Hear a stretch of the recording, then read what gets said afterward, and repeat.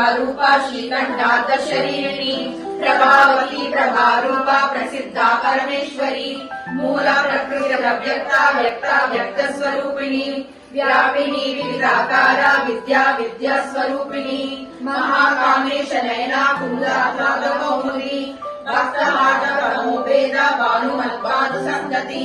शिवदूती शिवाराध्या शिवमूर्ति शिवंकरी शिवप्रिया शिवपरा शिष्टेष्टा शिष्टपूजिता अप्रमेया सप्रकाशा मनोवाचा मगोचरा चिच्चेतनारूपा जडशक्ति जडात्मिका गायत्री व्याकृति संध्या द्विजमृतदेविका तद्वासना तत्त्वमयी पंचकोशान्तरस्थिता निःसीमा नित्या यौवनाशालिनी मदघूर्णितरक्ताक्षी मदपाटलखण्डभू चन्दनद्रव्यदानी शाम्पेय कुसुमप्रिया कुशला कोमलाकारा कुरुकुल्ला कुलेश्वरी कुलकुण्डालया कौणमार्गसेविता कुमारगणनादाम्बा तुष्टिर्पुष्टिर्मतिर्धृतिः शान्तिः स्वस्तिमती कार्तिर्नन्दिनी विघ्ननाशिनी तेजोवती त्रिनयना लोलाक्षी कामरूपिणी मालिनी हंसिनी माता मलयाचलवासिनी सुमुखी नलिनी शुभ्रू शोभना सुरनायिका कालकण्ठी कान्तिमती शोभिनी सूक्ष्मरूपिणी वज्रेश्वरी वामदेवी वयोवस्था विरचिता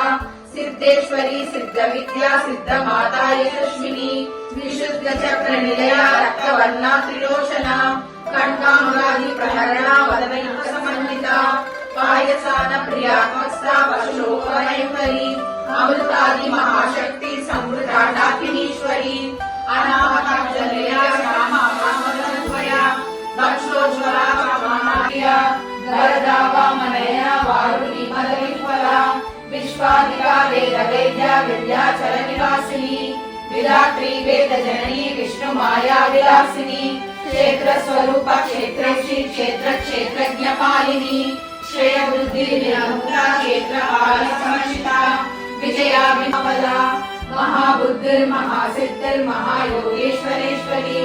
महातंत्र महामंत्र महायंत्र महासना महाविभासरं भवादितारकं परं नीलकण्ठमिञ्चिदातदायकं त्रिलोचनं कालकालमञ्जुजाक्षमक्षशूलमक्षरं काशिकापुरादिनाथकालभैरवं भजे काशिकापुरादिनाथकालभैरवं भजे शूलटङ्कपाशदण्डपाणिमादिकारणं श्यामकायमादिदेवमक्षरं निरामयं भीमविक्रमणम्बरी मुक्ताहार विलम्बमान विलसस्तशोचकुम्भान्तरे काश्मीरागरवासिताण्डुषि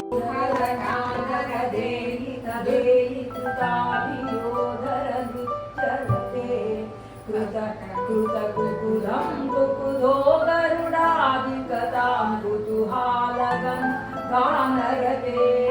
दुदुदुदुदुदुपुटभिन्निमितध्वनिधीरमृदङ्गनिनादरते जय जय हे महिषासुरमर्दिनि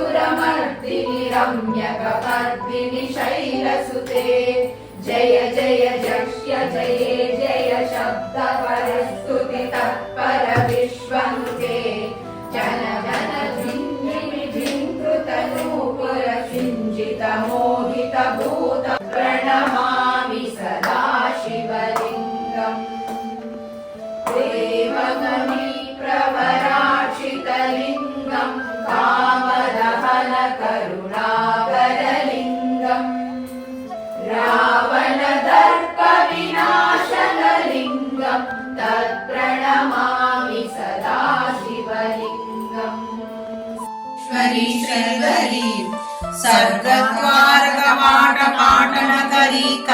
भिक्षां देहि कृपावलम्बनकरी माता न पूर्णेश्वरी आदिशान्त समस्त वर्णनिकरी शम्भुप्रिया शाङ्करी काश